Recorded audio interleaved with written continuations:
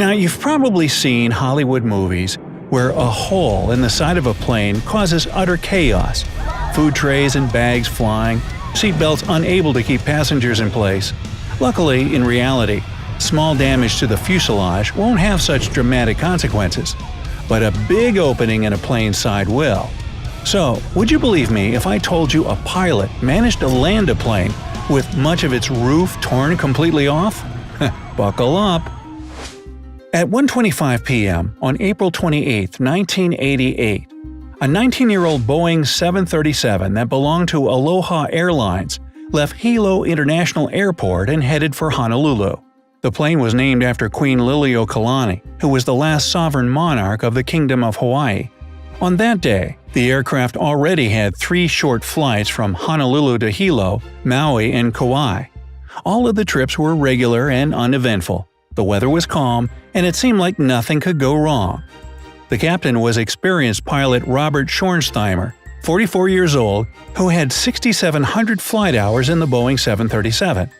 As for the first officer, it was Madeline Tompkins, 36 years old, who had flown more than 3,500 miles in the very same Boeing model. Early in the morning, still in Honolulu, the first officer had conducted the regular pre-flight inspection and announced that the plane was ready for the flight. At 11 a.m., the plane left Honolulu and was headed for Maui and then to Hilo. When the plane arrived at this destination, the pilots didn't leave the cockpit or inspect the aircraft from the outside. After all, it wasn't a requirement, and they didn't have to do it. Following schedule, the plane started the last leg of the routine round trip at 1:25 p.m. There were 95 people on board the aircraft, 89 passengers, 2 pilots, 3 flight attendants, and an FAA traffic controller who stayed in the observer seat in the cockpit. After a normal takeoff and ascent, the plane got to the usual cruising altitude of 24,000 feet. And then, at about 1:48 p.m., 26 miles away from Kahului, Maui, the unexpected happened. Those who were in the cockpit heard a loud whooshing sound and a crack, following by the deafening sound of wind seconds later. Apparently, a small part of the roof on the left side tore loose, which led to the explosive decompression of the plane. But the worst thing was that the decompression caused a huge section of the airplane's roof to tear off completely. The length of the missing part was 18.5 feet long, and that was the aircraft skin that covered the plane from the cockpit back to the forewing area. At first, the pilots didn't realize what had happened. The first officer, who was in control of the aircraft at that moment, felt her head jerk backwards, and she noticed debris and gray pieces of insulation flying chaotically around the cockpit.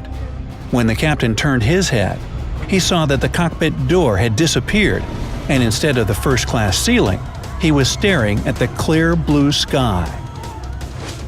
The plane started to roll from side to side, and it was becoming increasingly harder to control. Everybody who was in the cockpit immediately put on their oxygen masks, and the captain took over the aircraft. He brought the speed brakes into action and began an urgent descent toward the nearest airport, which was on Maui Island. Luckily, all the passengers were in their seats at the moment when the accident happened, and since the seatbelt sign was still on, everyone had their seatbelts fastened. However, all 3 flight attendants were standing along the aircraft aisle. The one who was closest to the front of the plane was swept out through the hole in the roof. The other 2 were thrown to the floor by a forceful jerk. But while one of them hit her head really hard and lost consciousness, the other started to crawl along the aisle in an attempt to help passengers and calm them down. At the same time, the pilots were trying to contact air traffic control and signal an emergency. To make matters worse, they couldn't hear each other and had to use gestures to communicate. They also didn't know whether their radio worked and whether they had managed to deliver their message. The flight controls were sluggish and loose, and the captain had difficulty controlling the plane. Meanwhile, the first officer was dealing with communication and assisting the captain. It turned out that the controller hadn't been receiving the crew's messages until the aircraft descended to an altitude of 14,000 feet. Only then the signal got through, and Maui Tower started urgent preparations for an emergency landing. But the problem was, at that time, in case of emergency, the airport control tower had to dial 911 just like anyone else. On top of that, the controller didn't catch that passengers and crew members would need medical help. After all, the crew only announced that they had experienced a rapid decompression, which didn't reveal the entire horror of the situation. In the meantime, the plane had already dropped to a height of 10,000 feet above sea level. The captain removed his oxygen mask and withdrew the speed brakes. The plane was moving toward runway 2 of Kahului Airport. Following the captain's command, the first officer lowered the landing gear, but the indicator light didn't come on. That could mean either they had a bad light or they had serious problems with the nose gear.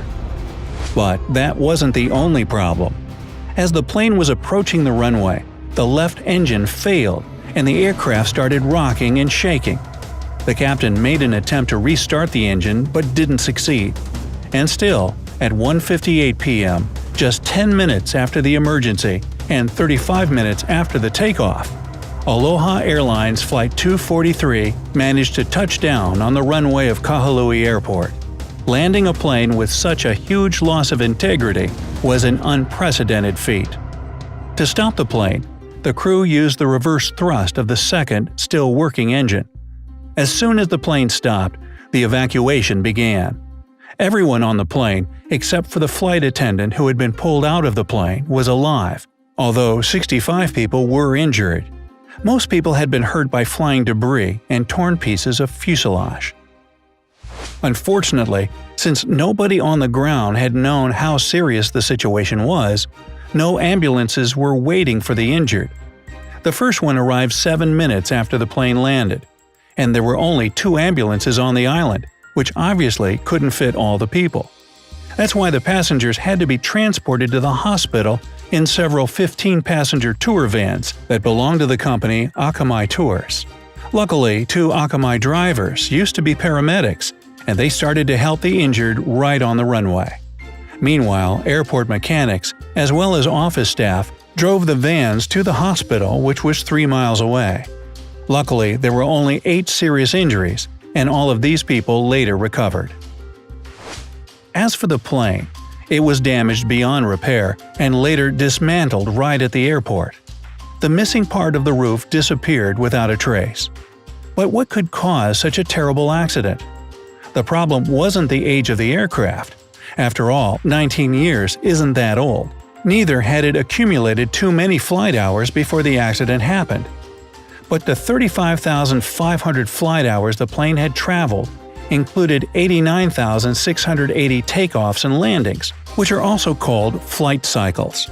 The reason for such a huge number was that the plane performed mostly short domestic flights between the islands, and this number exceeded the number of flight cycles the plane was designed for by 2 times.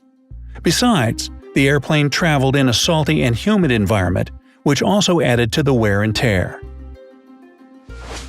Interestingly, during one interview that followed the accident, passenger Gail Yamamoto remembered that she had spotted a crack in the fuselage when she was boarding. Unfortunately, she was the only one who had seen this damage, and the woman hadn't thought that the crack was important enough to inform the crew. Have you ever heard about any other unusual accidents that happened in the air? If so, write about them in the comment section below. Remember to hit the like button, share this video with your friends, and subscribe to the channel to get to the bright side of life.